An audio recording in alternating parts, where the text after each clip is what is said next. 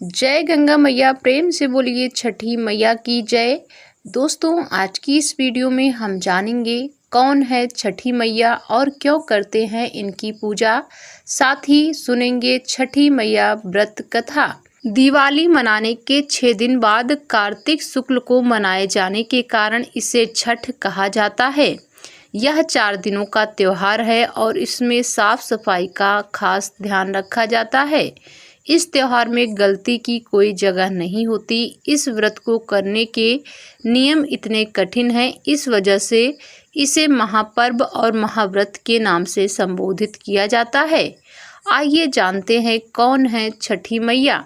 मान्यता है कि छठ देवी सूर्यदेव की बहन है और उन्हीं को प्रसन्न करने के लिए जीवन के महत्वपूर्ण अवयवों में सूर्य व जल की महत्ता को मानते हुए इन्हें साक्षी मानकर भगवान सूर्य की आराधना तथा उनका धन्यवाद करते हुए माँ गंगा, यमुना या किसी भी पवित्र नदी या पोखर तालाब के किनारे यह पूजा की जाती है।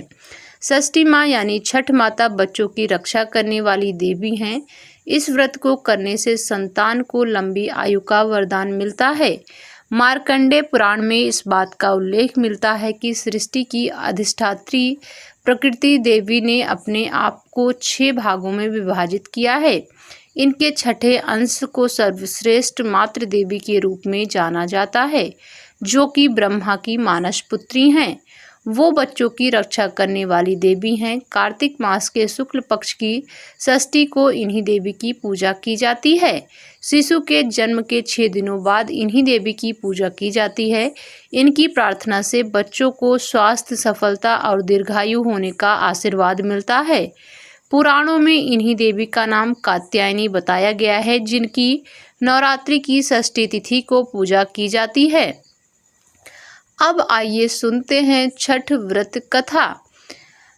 किसी नगर में प्रियव्रत नाम के एक राजा थे। उनकी पत्नी का नाम मालिनी था। दोनों की कोई संतान नहीं थी। इस बात से राजा और उनकी पत्नी बहुत दुखी रहते थे। उन्होंने एक दिन संतान प्राप्ति की इच्छा से महर्षि कश्यप द्वारा पुत्रेष्टि यज्ञ करवाया। इस यज्ञ के फलस्वरूप रानी गर्भवती हो गई। 9 महीने बाद संतान सुख को प्राप्त करने का समय आया तो रानी को मरा हुआ पुत्र प्राप्त हुआ। इस बात का पता चलने पर राजा को बहुत दुख हुआ। संतान शोक में राजा ने आत्महत्या करने का मन बना लिया। लेकिन जैसे ही राजा ने आत्महत्या करने की कोशिश की, उनके सामने एक सुंदर देवी प्रकट हुई। देवी ने राजा को कहा कि मैं छठी देवी हूँ। मैं लोगों को पुत्र का सौभाग्य प्रदान करती हूँ।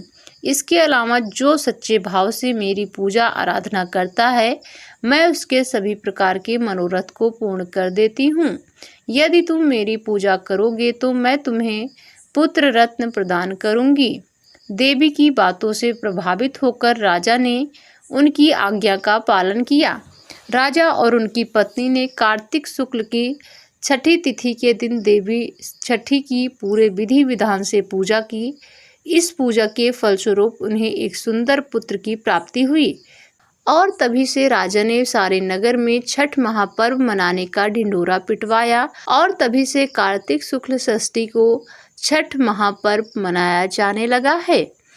प्रेम से बोलिए छठी मैया की जय। जय छठी मैया। जैसे आपने राजा और रानी को पुत्र प्राप्ति का सौभाग्य दिया, पुत्र की संतान की रक्षा की, वैसे ही आप सभी कहानी कहते, सुनते, हुंकार भरते, सभी को संतान सुख देना और सभी की रक्षा करना।